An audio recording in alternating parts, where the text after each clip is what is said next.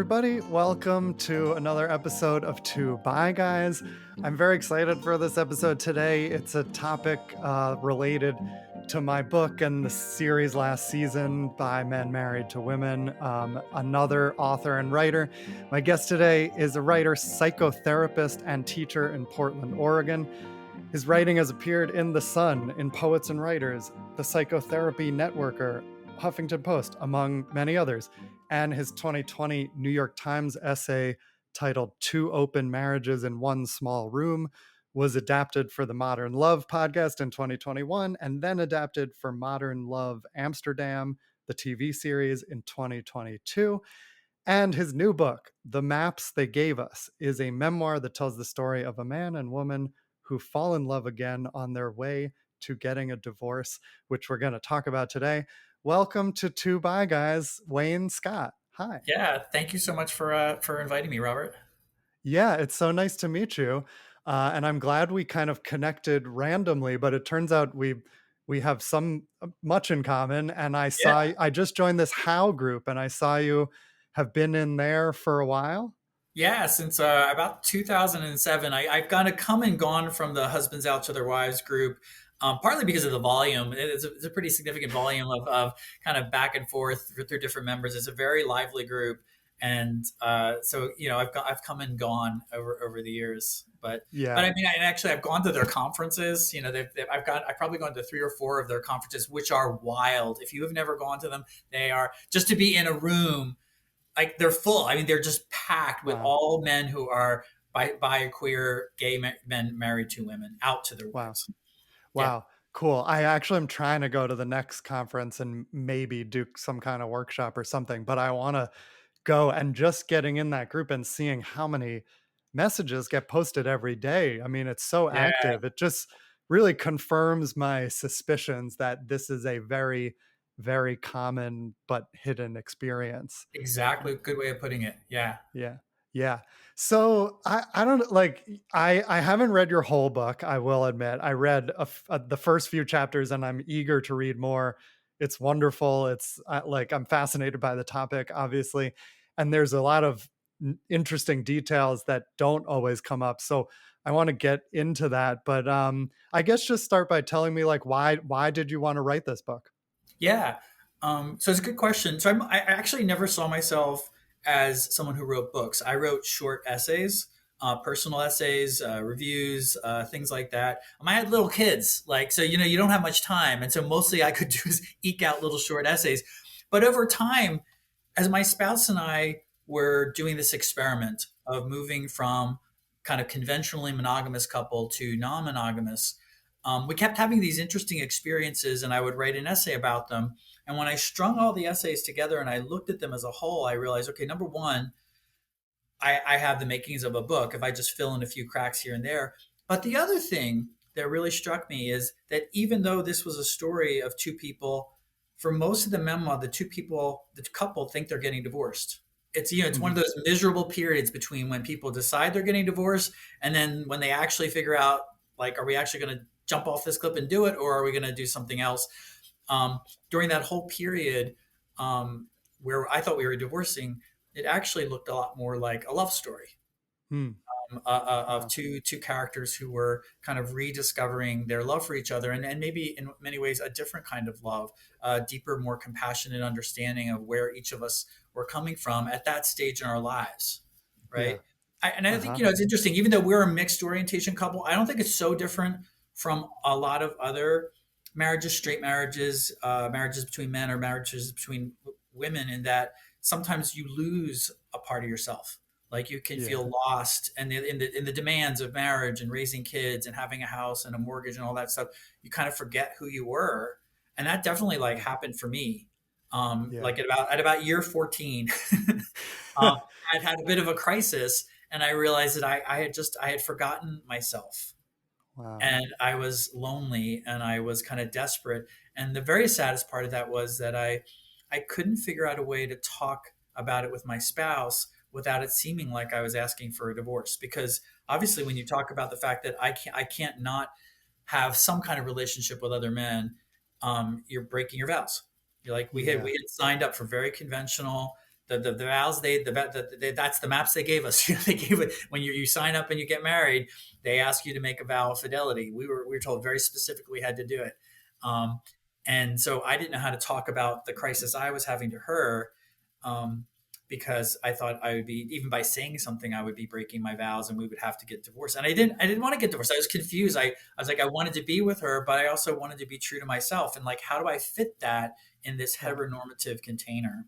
Right. Wow. I already have so many things to say, and we haven't even started talking about the story itself. But it's a really interesting way that you framed it, of like losing something about yourself that you have to Yeah, re-find and also then connect with your partner. And I agree completely that that is like such a common thing, even outside of the queer bi stuff. Like exactly. that maybe happens to everyone. And that causes so much tension among partners when you can't find yourself or you're losing yourself and you have Yeah. to do that. Yeah. And the losing, it's so gradual and so insidious. You almost don't see it happening. Because like the weird thing about our relationship is that we knew who we were when we signed up. When we got together, Yeah. I identified as bisexual. She knew that. She identified as a feminist straight woman. We knew who each other were, right? And we actually never really intended, for the first 5 years we were together, we didn't think we were going to get married. It wasn't in the cards. It wasn't something that we cared about, right? Mm,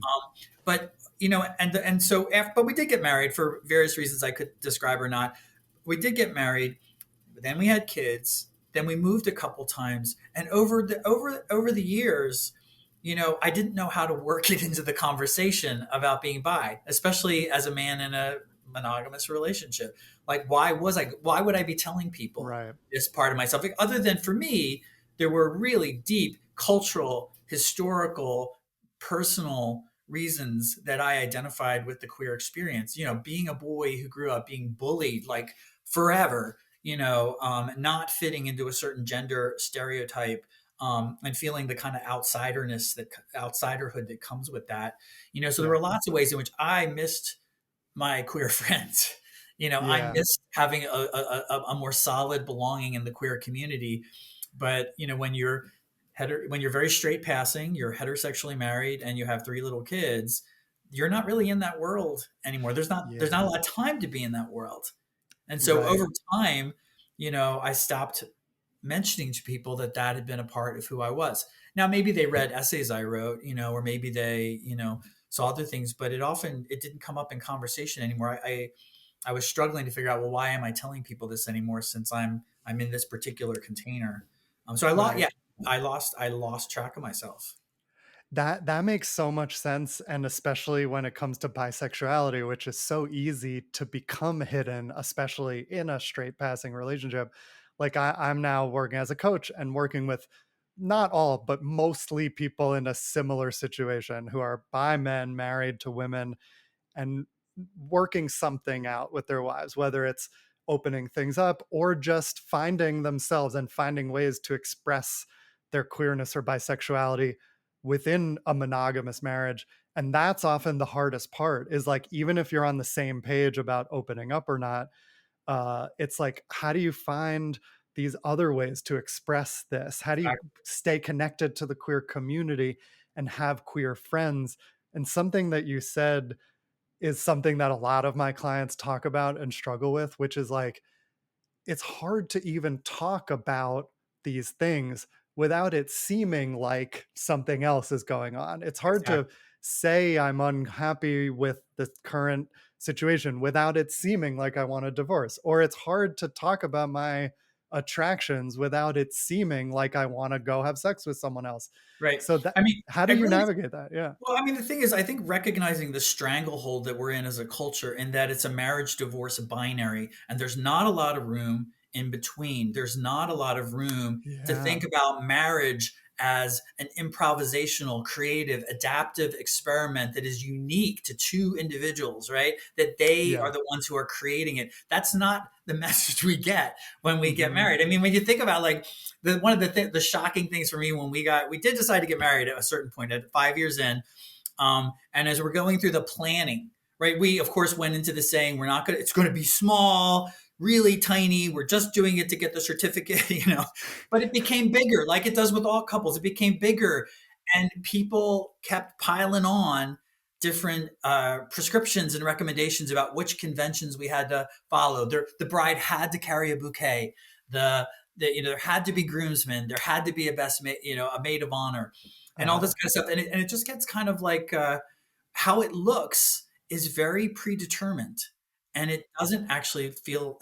In many ways, it doesn't actually feel like it looks like you anymore. At least that was our experience with it as people who didn't really plan on getting married. We got married largely because we were getting ready to move cross country as an unmarried couple. And my spouse came from, her father was a first generation German American, very traditional in his worldview. And he was not going to feel comfortable with his daughter going off with, going off unmarried with this guy who, in fact, was just going to go to graduate school. So she's going to go, she's going to just go off and move across the country unmarried with this guy who won't even have a job. That Uh-huh. was not, he Uh-huh. was not going to sign Yeah. up for that. So we had to toss him a bone. We decided, we're going to get married. We're going to get it as a way of communicating the strength of our bond in language and terms and conventions that'll be understandable to her dad, her grandmother, other people in our family who wouldn't understand otherwise. Right. Interesting. Yeah, that it makes sense to me too that like even if you go in thinking like we're getting married for this and this reason, like once you're married, it just like people see it a certain way, you start to think about it a certain way even if you Right. don't want to, Right. like just like that word and all the other words that come with it, that It's an it unrelenting fight because I remember in the yeah. like when we first got married, the first couple of years we were married, we refused to say husband and wife. We kept saying Yeah. partner, right? But people Yeah. kept saying your Same. wife, your husband. They keep like you just like it was like we were being kind of pounded down with people saying no, it's a wife, no, it's a husband. And I was like, okay, who gives a shit? It's husband and wife. Right. I identify with that very much because like my wife and I sort of got married at pretty quickly for specific reasons of like safety, and we wanted to not get split up by the politics of the world. And Yeah, so I was very like, wanting to do it, and we like it made sense that we were doing it, but I kept saying in my head like this isn't a traditional marriage. I would tell yeah, people this isn't what you think of as marriage. Like it's this, and we're writing our own rules, but we're doing the legal marriage thing for specific reasons, and here's the difference. And like I'm explaining it to people, and I try to hold that in my head, but it's difficult because the constant explaining, like, yeah, you can want to create your own thing and do it, but there's constant pressure yeah. A to do barrage it. of cultural expectations, right? Yeah, yeah, Yeah, exactly. yeah,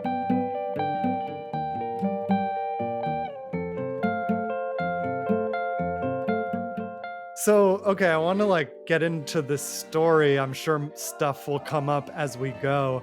But I love where you started the book. You kind of jumped into like the most dramatic moment, and I think that that's it's a really important moment for many people, and I've coached and talked to people who have been in that situation, and it can go different directions.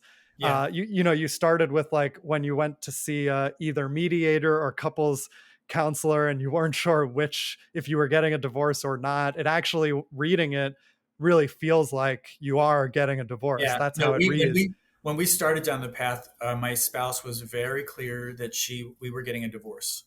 Yeah. Yeah. Interesting.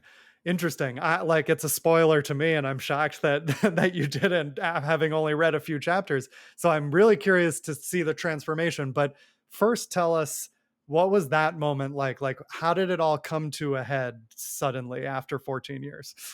Yeah. Well, I mean, it requires me to kind of talk about behaviors that I'm not proud of. So I mentioned to you that like I knew that I was struggling and I was lonely and I'm desperate and I had really felt like I had lost touch with the queer part of myself, that part of my identity, and that it was and that it couldn't be satisfied just by reading books by queer authors or all the different Mm, cultural ways in which I tried to keep it alive. That just, it wasn't enough. It wasn't yeah. enough. And I didn't know how to talk about it with my spouse without it seeming like I was asking for a divorce. Like it was just, that's how constrained this heteronormative container felt to me. And so it ended up being a crisis, actually. I was reaching out to try to connect with men through the internet. My spouse and I share email access to each other's email accounts. She needed to look something up in my sent email box, and she found me reaching out. Right, so that was the moment of crisis, the night of crisis, and that was when it clarified for her this doesn't work. I went out, um, and we actually physically separated that night. Mm, Like the night that she found out, she just said, "You really just need to get out of here." mm, And so she just felt very, understandably, she felt very, very deeply betrayed. And mhm, so I moved out, and then there was this whole stormy crucible period where we were trying to figure out what we were going to do. But she was always pretty intense. She was going to get divorced. But interestingly, the professional that we went to see for divorce mediation, she also did couples counseling. And one of the interesting things in the memoir is that divorce mediation costs $220 an hour. This is in 2007. Couples counseling, it's cheaper to stay married. Couples counseling only costs $150 an hour. And so it was this ongoing thing with this professional we saw that we never actually clarified what we were doing. She never mm. asked us. We never insisted because we didn't want to pay the higher price. Right, We didn't right. want to have the conversation, partly because we didn't want to we talk about money, but also partly because we didn't. It was helpful to stay as unbearable as it was helpful to stay in a liminal period and to just have time to sort it out and try to figure out what really did we want to do. The fascinating thing about it is even though we saw this professional Lene for a year, she never charged us. Oh, wow. I didn't get up to that in the book. I was Yeah. gonna ask, which rate did she end up charging you? No, she for well, and I won't give a spoiler about why she didn't charge us. It was a mystery to us, and we kept saying after every session, we were like, "Should we be paying her? Should we ask Huh, this question?" But the thing is, the only way to offer to pay her was to commit to divorce or couples counseling, and we weren't ready interesting. to. We wanted to stay in this in between place. I Wow. think there was part of us that wanted to stay in this in between place for a really long time because it's a really big decision, and in Yeah. some ways, it also allowed us not to participate in this cultural imperative that if you have a marriage that's struggling, you need to get divorced. Like people Yeah. judge you if you're staying in a marriage that doesn't look like it's where you're struggling, where you're not happy or you're not in agreement. We rush people to divorce very quickly, um, Yeah. and also to Interesting. sort of thinking that what they were heading towards is a failure, and it's not fair to talk about divorce as a failure, as something that's worthy of shame, because it's just another transition. Right. Um, yeah. Right. So Right. That makes sense to me. Like we often look at these relationship things as a binary thing, including like, does a relationship end or continue as like the only options? But there's so many different forms that things can take. Even when divorce happens, relationships often don't end. They just transform. And when relationships continue and you don't get a divorce, they often shift and change. And yeah, it's different. And so it's interesting that it's almost like a metaphor of sexuality and gender, of like you didn't want to put a label on what you were yeah, doing yet. You wanted yeah, to just feel it out and actually explore it without committing to one of the two extremes yeah, yet. And then by doing that, you found your path forward that worked yeah. for you two. Yeah, I mean, we live in this time period. It's kind of an exciting time period, and people are really looking at culturally. We're really looking at the ways in which we are controlled by these binaries that are handed Yeah. to us, whether it's male female, right, or gay straight, or married divorced. And Yeah. it's not the world is not as clearly either or as that. There's this huge continuum of gradations, and sometimes it takes a long time to figure them out, to figure Yeah. out where you land and how you want to explain and articulate who you are, and yeah, and who you are. Right. Right. Yeah, makes perfect sense. I also there was a quote in that first chapter that I just think is resonated so much, and from what I know of like friends of mine and people I've worked with and other by people, like you're talking about how like that the queerness can kind of fade away if you're in a straight passing marriage or if other people don't know. You were writing about a friend named Grace, I think. That's a friend. That's my mom. Oh, that's your mom. Oh, whoops, I missed it. Okay. But you realize like Grace could only reflect the whole of me by leaning on ironies and implied meanings that not everyone in the room grasped.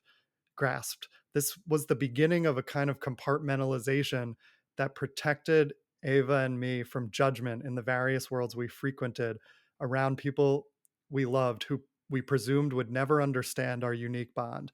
It Yeah. would get more rigid as the years passed. And like I want to ask you about that, but I just think it makes it I've been in that situation where I'm Yeah. like in a room where I know something about someone, but they're not ready to share it, and you Yes. kind of tiptoe around it, and you both know what you're talking about but no one else does. And I've been on the other side of that too before I was out, where I wanted people to know but I Yeah. couldn't talk about it. So tell me about that feeling. Yeah, well, I was nervous the night before we were getting married. I already had this foreboding sense that I was going to be losing a part of myself, and I knew that coming to the wedding ceremony, that we didn't call it a wedding, we called it a covenant ceremony. We wouldn't use any of the words. We didn't call me a groom, we didn't call her a bride, we didn't call it a wedding. We were trying. But I knew that, at the wedding there were not only going to be more traditional people like our parents and aunts and uncles and stuff like that, but her feminist friends would be there who had their own opinions about heterosexual marriage. My a lot of my queer community was going to be there. A lot of my ex boyfriends were going to be there, and so I was having this conversation with my mom the night before. She was going to do a toast at the reception, and I said, Mom, this is Grace. Mom, is there any way you can out me a little bit at this in your toast? Like sort of make it clear that I still know who I am. We still know who I am, but not so much that Right. my father-in-law will figure it out, because I was afraid of my father-in-law. He had a temper, and I really thought if he knew this, there's no way he's going to let us get married. And so that's Hmm. the beginning of the end, really, in a lot of ways. And so my mom came up with this really funny toast, which was like really steeped in a lot of ironies. A lot of coded references to me being kind of a unique and special boy who liked to embroider. Her special little boy. And she never thought I was going to get married. And of course, when she says that, all these gay guys are like, "Wah!" in the in the Right. in the background. Um, Right. and but I mean, and so it's funny on one level, right? But actually, it's also sad on another level, because already looking at the ways in which irony and compartmentalization, that we were going to lean on those as strategies for safety, but also to our detriment ultimately. And one of the Right. things that happens later, if you do get a chance to read the book, one of the things that evolves is, I start to sort of like read all these queer authors from days gone by, our ancestors, Walt Whitman, D.H. Lawrence, E.M. Forster, James Baldwin, all talking about the ways that queer men find each other through these kind of coded ways, these coded mechanisms of survival that Hmm. allowed their connections to happen during times when, and for all the authors I just recommended, you could end up in jail. You Yeah. could end up in jail for being queer. So there's a long history for queer men and women of communicating through irony and code, right? Yeah. And it's Hmm. and it's really rich, and it's part of our survival. And there's also a way in which it's really sad, right? Yeah. It's really sad. Right. So just kind of like, those are also some of the maps they gave us, right? Are what our queer and feminist ancestors, the ways in which they've lighted the path for us to do things in a different way. I didn't originate the idea of non-monogamy or open marriage, right? People were talking about non-monogamy earlier, like for centuries they've talked about it. It's not a new topic at all, but even though it's been talked about, it's always been a little taboo. And it also touches this nerve of like cultural reactivity Yeah. when you talk about it. And it shows how hard it is to change the culture. Like if it's been in out there from those people you mentioned for this long, and it's still taking this long to be normalized. Like there's a lot of movement lately, but it's hard to change that. And it's Yeah. a decade, you have to really change it over generations. Yeah, it takes so much time, and it takes people talking about it. Yeah. About a year before my memoir came out, Molly Roden Winter wrote a memoir called More: Memoir of an Open Marriage, which is a great read about a heterosexual couple that decide to open up their marriage and all the complexity that introduces into their arrangement.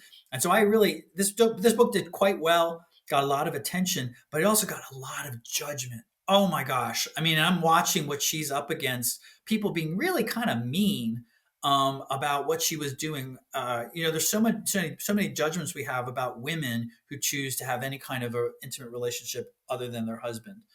And she got all of that piled on in the Wow. Yeah. aftermath of her memoir. So, we do these things sometimes at our peril. Yeah, yeah. Well, kudos to you for sharing this story and being part of the movement.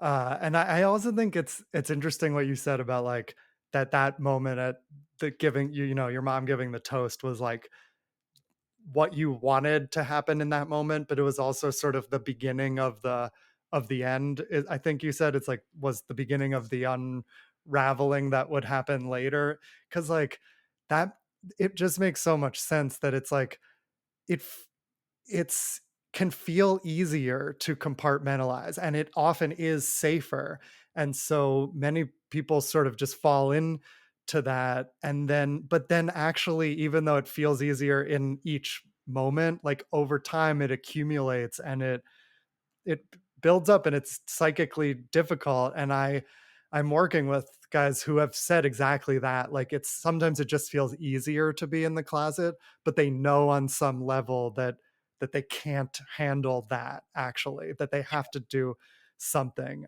but that compartmentalization is so common. Yeah, Yeah, I think there's we don't realize the power and the impact we have when we choose to be authentic and honest about who we are, especially in a world that's hostile towards who we are. And one yeah. of the most moving indirect benefits of us being open with our children is when my daughter, decided to come out when she was 12, and she came out to Oh, me while we were on a walk in the forest. And it was like just turning a switch. She just said, "Hey, Dad, just FYI, so I think I'm queer. It's kind of hard to tell you, but I just wanted you to know." And and it was really, I think it was relatively easy and seamless for her. And largely it was because she had a built-in ally in her family, yeah, and I didn't have that growing up at all. I didn't know I didn't have any relatives who were queer.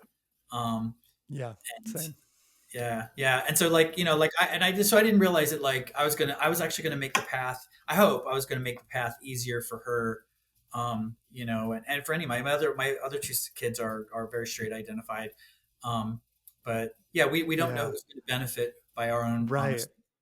Right, that's beautiful, that's a beautiful reflection because, yeah, it's like sometimes you kinda people know they gotta make a change and they wanna be more authentic and open, but they don't exactly know, like, where that'll lead or what that will get them, and pretty much universally in my experience, once people do that, they find these surprising benefits or, like, moments or connections with people that they didn't see coming, and they like that just are so worth it that if they had seen it coming they would have done this a lot sooner, like Yeah, so much joy and connection.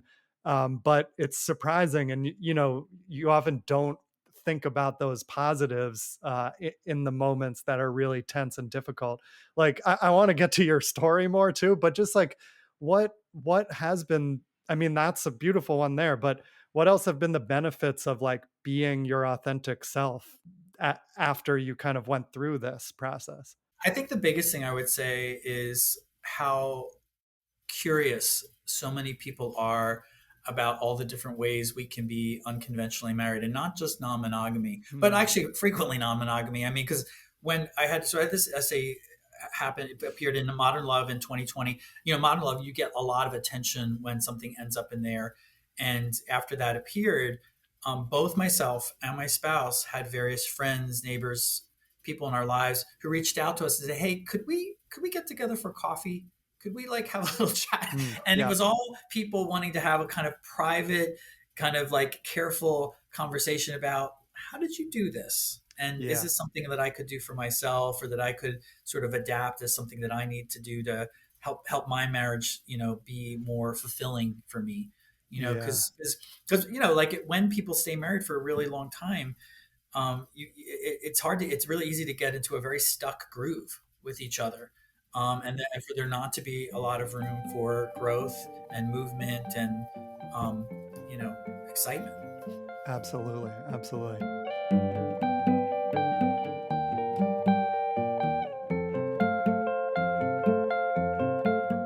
Okay, so I want to come back to that question in a minute. Like, how did you do this? Because that's sort of the key that I think everyone will want to hear.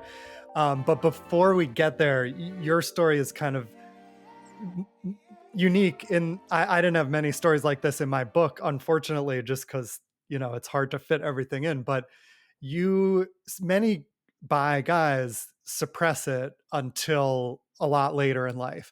Right. And your story is a little different in that you knew from a younger age you were not straight, Yeah. and had experiences before you met your wife. So, and also it was interesting that it was like in the 80s when when during the AIDS crisis, and that was part of your development and identity. So tell me about that. Like, how did you understand your sexuality growing up, and then how did that lead to, like, when you met your wife, like leading up to that? How did Yeah. all that play out for you? Well, one of the heroes of the memoir is my mom, Grace. And one of the reasons she's a hero is because she had three boys, and one of the three boys kind of stuck out like a sore thumb as kind of a misfit, as a sort of a gender atypical young man who preferred to play with girls, cried inconsolably when he was signed up for little league, and was constantly getting pounded on by other boys when he went to elementary and especially middle school. And so, my mom, and at that era, this was like the '70s, so I'm outing myself for how old I am. In the '70s, boys were told pretty consistently that if you're bullied, you have to fight back. You Hmm. got to find your inner courage, and you got to, like, get violent. And that was just like not an option for me. I was like, that is not who I am. And so my mom would just keep me home from school. Like, I would stay home from school for weeks sometimes, uh, because that was the safer option. uh, So we looked at and one afternoon when we were staying home from school, this is the '70s. Phil Donahue was really big. We would watch Phil Donahue, mother and son, together in the afternoon. It's a very gay guy thing to do with your mom, watching Phil Donahue together. And there was this one show about teenagers who were homeless because their parents kicked them out of the house for being queer, right? And in those uh, days of commercial television, there'd be these long commercial breaks. And during one of the commercial breaks, my mom turned to me and she's like, I don't know what your situation is, but if you ever thought that you were gay, that would never happen to you. You are never mm, getting kicked oh, out of this house. I know. I know. oh, And and I got all bristly and defensive in the moment, like, Mom, you don't know who I am.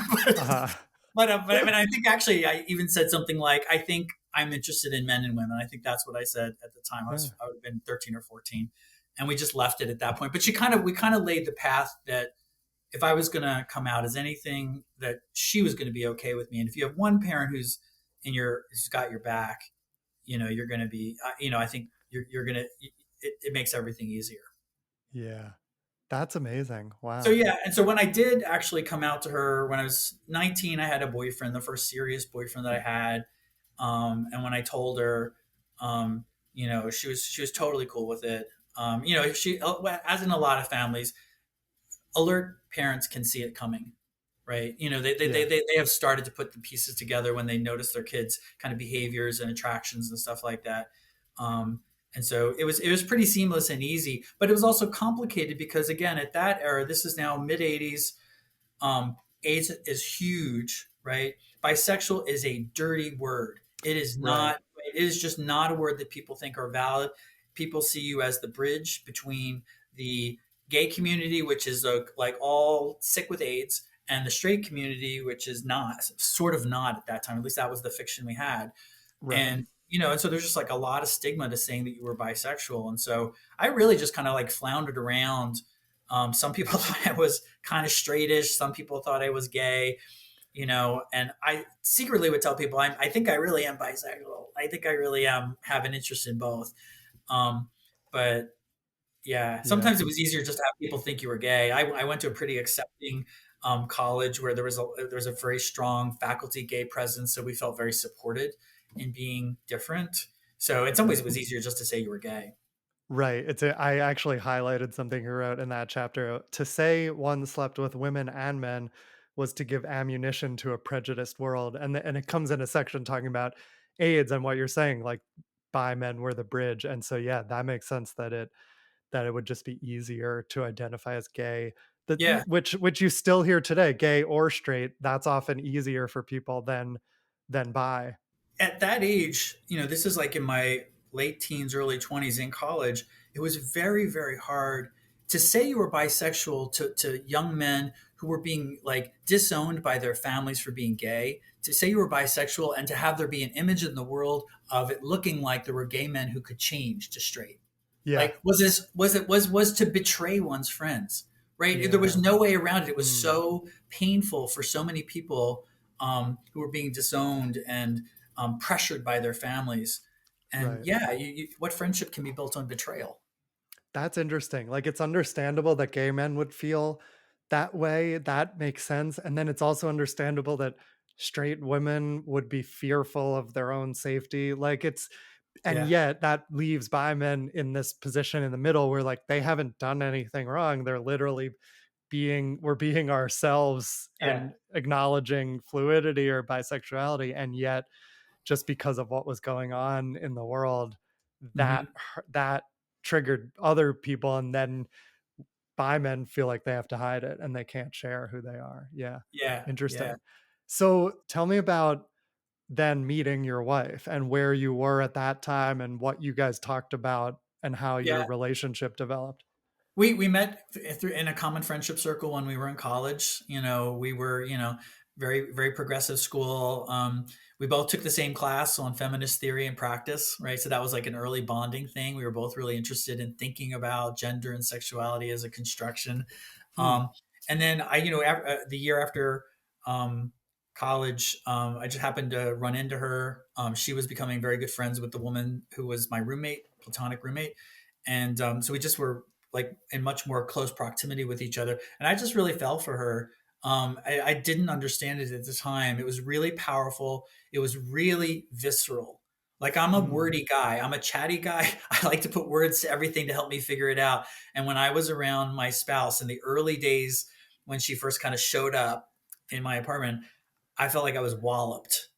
Huh. Um, Huh. like physically, like I would have to go out to another room and like, what the hell is going on in my body? Like it is Huh. really hard. I can't look at this woman.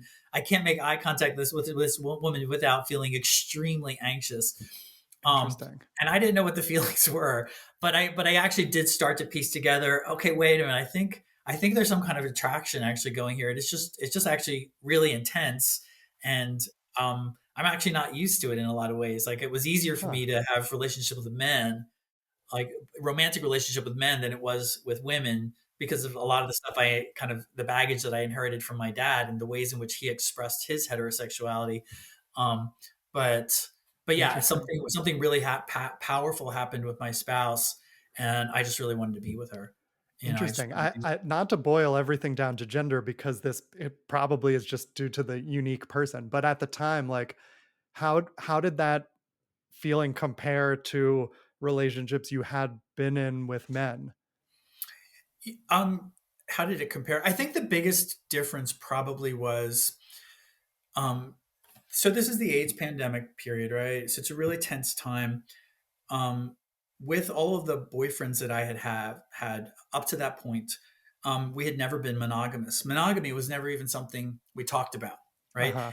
And it kind of set us up to have some problems. And that Mm. at one point, I think it was in 1987, I had a really serious HIV scare. I found out that one of my ex boyfriends had probably had AIDS, and so it was a miserable time. In that time, to try to figure out your test results was really laborious and difficult. You had to go to an anonymous testing site because it couldn't be part of your health insurance. It couldn't be widely known. And then you had to wait 2 or 3 weeks to get the results. Right. Mhm. And so during this period, I was like, you know what? I don't think I want this non-monogamy or this like having sex with anyone kind of stuff, even though you have a boyfriend. This feels scary. This feels dangerous. And when my wife and I got together and we were dating, we hadn't been dating for more than maybe a month before she said, "Hey, if we're going to be physically intimate with each other, you have to be monogamous." Mm. And for me, that was like this new concept. I was like, "What? What is this magical thing, monogamy you're talking about? You mean we would just be in this safe little cocoon together and nobody would have to worry about possibly getting sick or anything like that?" So I actually, at the time, I heard it as this very kind of protective thing that she was offering. Uh-huh. Like I had just had this really scary time where I thought I really did think I was going to die, Yeah. um, and and it's really just through the grace of God that somehow I was not HIV positive. And so she was offering me a kind of protection, and it felt very much like a kind of love too, Mm. and something that nobody else had offered to me at that up to that point. So that was really powerful for me. And then I think too, because, and this is, it's in the memoir that like I had a very conflicted relationship with my dad, and the dynamics of the relationship with him seemed to spill over into all my relationships with boyfriends. I was always disappointed with them. I always Hmm. felt kind of rejected by them and things like that. And so the pathway, the emotional romantic pathway with men had never felt easy for me. Interesting. Wow.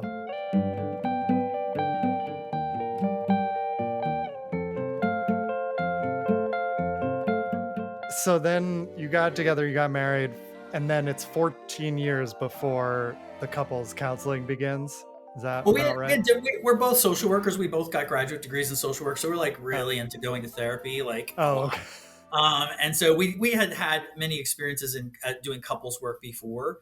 But yeah, when we had the crisis, Yeah. um, we went to this professional who was both a divorce mediator and a couples counselor. Yeah. Um, and yeah, Okay. So I mean, we're skipping a lot because we don't have enough time. Everyone should read the book and hear everything. But okay. tell us, like, what happened next? It seems like you're going to get a divorce. That's sort of ostensibly why you're there, although you haven't defined that. What, how did that shift things? Like, what changed next? Yeah, the this divorce mediator slash couples counselor. The first thing she said to us, she said, "This is the first meeting." She said, if you're going to get divorced, you really need to have the first thing you need to have is you need to have a common story. You need to Mm, have some shared narrative that you both feel comfortable enough with that can be the basis of what you say to your family and your friends and your neighbors and your kids, right? Because a lot of times what happens when people are divorcing is they have these very polarized adversarial narratives about what happened in their marriage, and that is such a recipe for disaster for everybody. And mm, so she gave us this challenge. She said you have to come up with your common story. And of course, I'm a writer, right? Also, so I'm always thinking about, well, what makes a good story, right? uh-huh. And these two questions, like what makes a good story and what makes a good marriage, became interestingly kind of intertwined throughout the Mm, memoir, the period of the memoir. And I'm thinking about, how do we tell the story of who we are? And as part of the couples work we did, a big part of couples work is listening to each other's story, listening without defensiveness or reactivity. So like I yeah. really had to like put my ego aside, put my own feelings aside and really listen to my spouse and listen to her. What was her experience being married to this queer guy who was struggling with his identity? Because there's really Mm, her experience of the marriage was really different from mine. And I had to kind of put my experience aside to be able to listen and truly deeply understand what it had been like for her. She felt betrayed, and I really needed to get that. yeah. Um, and that's hard, I think, when you're feeling like, hey, I'm sad and lonely too. This didn't work for me. But who gives a shit? You have to put that aside for a minute. There'll be time for you. You'll get listened to eventually. But right now, you need to really figure out a way to be more attuned to what you've put this person through.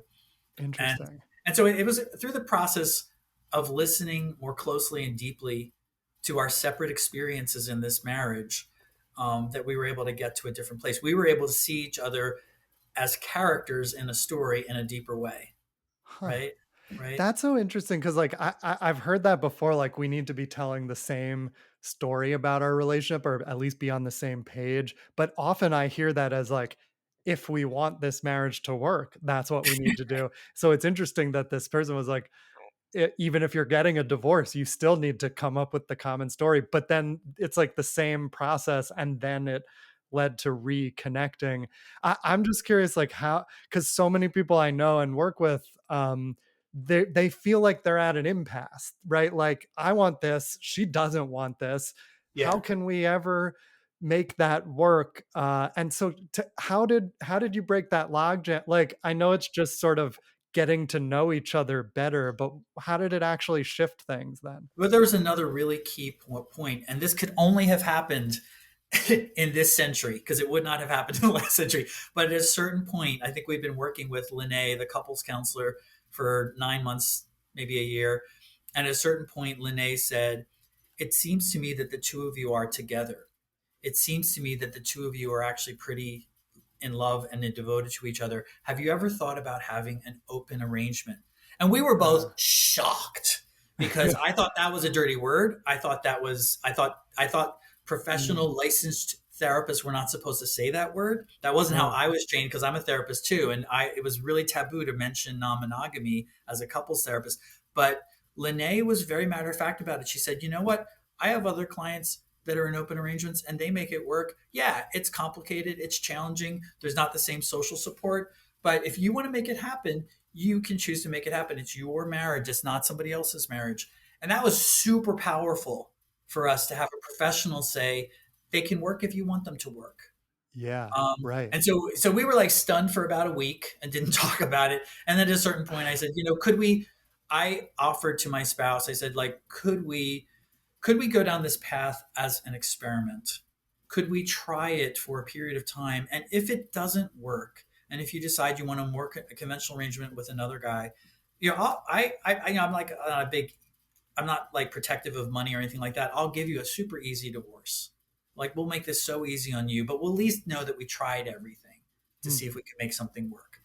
uh-huh. And it ended up actually. So we did. We started the experiment. We called it the experiment. We started the experiment, and it ended up being good for both of us. It meant that we were inviting other people into our lives who actually helped us grow and understand ourselves in different ways. Like, I actually think that the men she saw were good for her. Not only good for her, Huh, they were good for me. uh-huh. Um, yeah, because I ended up having relationships with them too. Not deep relationships or anything like that, but I always met them. Just like Oh, interesting. anybody I was going out with, she met. Oh, Um, interesting. so yeah, we Cool. tried to keep tabs on each other that way. That's cool. That's interesting, and it also speaks to just like you can do this any way you want. You can do it where you meet each other's partners, or you Yeah, can do it where you know nothing about the other's partners, or like, and in my case, like I don't necessarily meet all my wife's partners, although I have sometimes. yeah, But like we talk about it, and I learn stuff about my wife and about myself from talking to her about other relationships, and it helps right. strengthen what we have just because of the information. It's just good Yeah, information to know.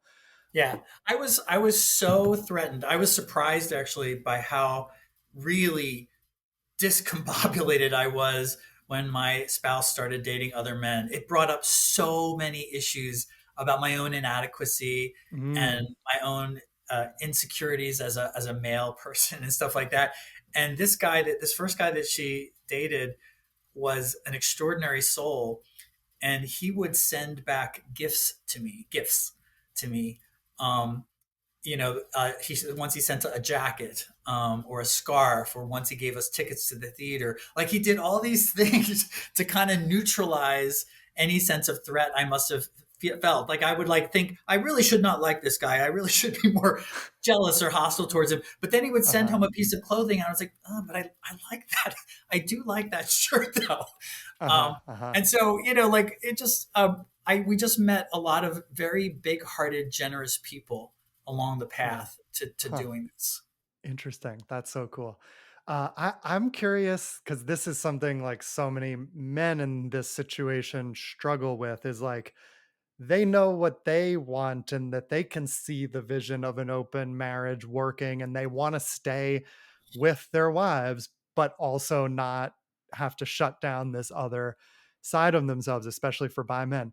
And the impasse often is like their wives just say no and they've never wanted an open relationship and they can't imagine it. And it's like an ultimatum. It's like if that's what you want, then we're not going to be married. And it sounds like that's sort of where your wife started, Yes. and maybe when you got into the relationship with AIDS happening, like that makes a lot of sense. Yeah. And then even later, like you just haven't ever seen that vision for your life, so it's hard to imagine, and it's easy to just say no, and society backs you up in just saying no, I don't want that. How did I'm not interviewing her, so it's not, we won't go too deep into her mind, but how do you think she was able to see that possibility, and how did you work that out between you? Well, I can say the stuff that's in the book, and then she also like kind of approved me to say a couple other bullet points about her perspective because I've been asked a couple times Yeah. like, what did she think about this, or how did she do that? Uh-huh. Um, I would say that she in the memoir she goes down this path quite ambivalently. It is a very threatening path for anyone to go down, but I think for many women, I think part of female socialization is to feel more threat and betrayal by marriage being done in less than a kind of conventional way. I Mhm. think I'm okay saying that. And so it was really threatening. She was ambivalent, and that persisted for a lot of the experiment. That Mm. she still struggled, but it was kind of balanced out by. But yeah, I do actually really love this guy, Mm. and he is a good dad.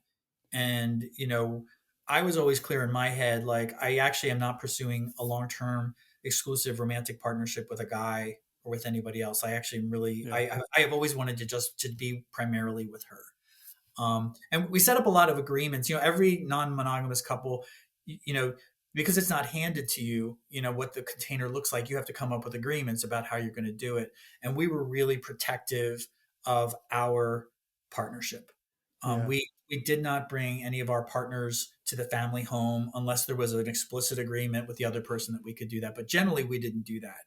Interesting. We kept our what we were doing in our romantic lives pretty separate from the business of raising our kids and living under the same roof. And I think that really helped us. We kind of it built in a kind of protection that made it easier when it was scary. It was scary Yeah. for both of us though. I Tell me a little more about what was scary, and also, like, the question that came up for me is how did you handle her ambivalence about it? Because, yeah, I mean, I'm guessing you got to a point where she's less ambivalent about it, and, although I don't know because I haven't finished the book, but how did you navigate that and stay true to what you were looking for while with her ambivalence there? Yeah, I guess I was, as I said, I was raised by a really strong mother, and I had a very close relationship with her. And I was like intent from a very early age. I wanted to be the best little boy in the world, right? And then when I was a boyfriend, I wanted to be the best boyfriend in the world. And then when I was husband to my spouse, I wanted to be the best husband in the world, right? I had this perfectionistic way, like I never wanted to do anything wrong. And part of what I had to let go of is, okay, I am not going to be the best husband in the world. Like I am not going to be the perfect husband here. There are going to be times where she's unhappy or uneasy with things that I'm doing, but we still have a basic understanding that we're committed to each other. And I'm just Yeah. going to tolerate that this is a time in our marriage where maybe she's uneasy or unhappy or anything. Like it was in the early stages when either one of us would go out, it would be hard for whoever stayed home with the kids because you just would feel this left out feeling. Even though your rational mind, you're like, I said he could go out or I said she could go out, it's fine. But like on a visceral level, you're like, why am I home Right. watching Bear in the Big Blue House with the kids again? Right, right. I would like to be out having fun too. So, but that dissipated over time, especially as we came to see that we both got a lot of benefit and growth from the people we were meeting. We Yeah. were both Mm. changing in healthy and meaningful ways, not just me, right? Right. She actually found things by being with other men too. Yeah. Um, and so, yeah, so I think we and as time passed, neither one of us we kept showing up for each other. Neither one of us was going anywhere. And so after a certain point in time, it feels odd to say, to be fearful that she or he is going to go away because he hasn't so far, like, Right. I mean, now Interesting. we've been together for over 30 years now. Wow. Wow. So So it's even more time since this yeah, I mean, moment. this started in 2007. So, Wow. it's been a while. Cool. Wow. So I we'll have to wrap up in a minute, and then I'll stick around and we'll get into it a little more. But just to wrap up here, like, where are things now, and what have I love that you've learned things, and both of you have learned things from the relationships you've had, and it sounds like it's benefited both of you. Like, just to sort of take us to the present, like, yeah, where are you now? What have you enjoyed about this journey? And also, I guess, maybe if you want to get to this, like, what advice do you have for other people who are navigating something like this? Yeah. Interestingly, when our last kid moved out of the house, a lot of people we found expected that this would be where my spouse and I would part ways. Mm. And it was so odd to us. We kept hearing that from people, like, "Well, now you guys can you can leave each other easily." I'm like, "Wait a minute, we haven't done all this work Yeah. to feel solid in our bond to just leave each other." The reason we stayed together was that we always enjoyed each other. We enjoyed each other even during Right. times we were angry at each other. And Yeah, so, you figured out how to make it work yeah, in a better way. Why leave it now? yeah, no, I mean, in a lot of ways too, for me at least, it took a lot of pressure off the primary relationship. Like many couples deal with like discrepant levels of sexual desire and frequency of sexual wanting and things like that. And I don't really have to deal with that. I don't really have to deal. It's nice to not have that pressure on my primary bond. We still live in the same house together. We both enjoy keeping the house. We are always planning our next vacation, always planning the next visit with our children. It's a very nice stage of life to have a lot of free time, Yeah. um, and to be able to do more things than we could when we were raising kids. And Yeah. also, I will say we both miss our kids desperately. So, Uh-huh. Uh-huh. Yeah. and they, And yeah, go ahead. I just you said something about advice, Yeah, yeah, and yeah. I don't. I think the book is a story, and the story may have some ideas for people about how they can be patient with the process of finding themselves within a marriage, and how they can reimagine and reinvent marriage, even though we get a lot of supplied stories about what it's supposed to look like. Yeah. So I hope like it gives people the courage to make their own marriages, to make the marriages that are going to fit for them, and maybe give them courage to defy social conventions and expectations and judgments. Yeah. Um, yeah, Beautiful. Yeah, that's the truth about that's what queerness taught me is there are all these rules we think about, but actually you don't have to abide by most of those rules. They're norms that and many of them are not actually benefiting most of us. They exist for yeah, certain reasons and you can write the rules of your relationship between yeah. whoever's in it gets to write it and create it however you want and Yeah, it's marriage. The beautiful. reasons for why people marry, why marriage looks the way it does, in the conventional sense, they're ancient.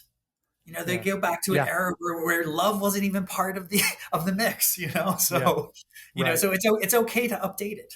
Right. I There are I so many things that are possible now that certainly weren't possible 100 years ago, but weren't even possible 10, 20, 30 years ago. And so why not explore the possibilities? Why live by the rules that were written so long ago? Yeah. Yeah, absolutely, absolutely. Um, Last question. What's the story that you tell now? Are you on the same page about what sort of happened and what's the narrative in a short form?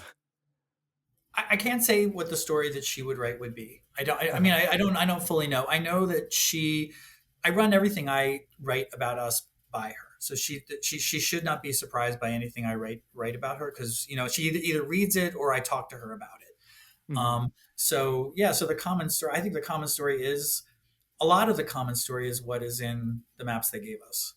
Uh-huh. That's kind of what I hope the achievement was, at least from my end. But definitely, if she Cool. had been writing it, there was another book about marriage that came out like within the last year by Harrison Scott Key, How to Save Your Marriage, and it's about a marriage in the aftermath of infidelity. And his wife actually contributes a chapter to it, which I was really impressed by. I was like, that's a really interesting idea. You go through the whole Mm. 7 chapters of the guy's story, and then you get one chapter of what she thought about it. But that's not what Interesting. we had. That's not what we Yeah. had. Interesting. Cool. Well, everyone should read the book. I'm really enjoying it so far and plan to continue. Where tell people where when it comes out, where they can find it, where they can find your stuff, your Yeah. website and work in general. The book is out. The book should be in Oh, cool. bookstores near folks. You can order it from Black Lawrence Press, which is the small independent press. And it's always great to patronize small independent presses. They're the little guys in the big struggle. You can go to my website too, which is waynescottwrites.com. And then you can also see like that's got the modern love essay and the podcast and all the other things I've written in this area. So yeah, Cool. and I would Awesome. be flattered if people interested, if people look for some of the other stuff. Yeah. Awesome. Awesome. All of those links will be in the show notes. You can find them there. Yeah, well, I want you to stick around for Patreon. For if you're subscribed to us on Patreon, we're going to talk a little more I want to hear some more practical details. Actually, that's kind of what I'm interested in, but we'll see where it goes. So Robert patreon.com/Robert Brooks Cohen. If you're not there, you can hear it. Thank you for sticking around. But for those of you leaving us for now, thank you, Wayne, for being here. I'm really glad we connected through your publicist and then realized we had other connections too. I just think there's so many people in this position, and these stories are not often told. That's why I wrote my book, and similar for you, I think, but it's like really a interesting story, and the way you write it so far I'm loving, and it's very open and vulnerable. So thanks for sharing your story, and thanks for coming here. Thanks for the conversation. This was great. Thanks for listening to this episode with Wayne. If you want to hear the bonus content, we talked about bottoming. He told some interesting stories about bottoming, and we talked about just other things he's been exploring as part of his open marriage. You won't want to miss that. Check it out, patreon.com/Robert Brooks Cohen. If you subscribe, you also get early access and you get video of every episode. So who knows what I'm wearing in this video right now? You only know if you're on Patreon. Cool. That's it. Bye. Thanks for listening. Two Bi Guys by One Bi Guy is produced and edited by me, Robert Brooks Cohen, and it was created by me and Alex Boyd. Our new logo art is by Caitlin Weinman. Our music is by Ross Minzer. To help support this podcast, visit patreon.com/Robert Brooks Cohen. You'll get full video episodes, early access, and bonus content. Visit robertbrookscohen.com to learn more about my coaching, my book, and my stand-up comedy. And thanks for listening to Two Bi Guys by One Bi Guy.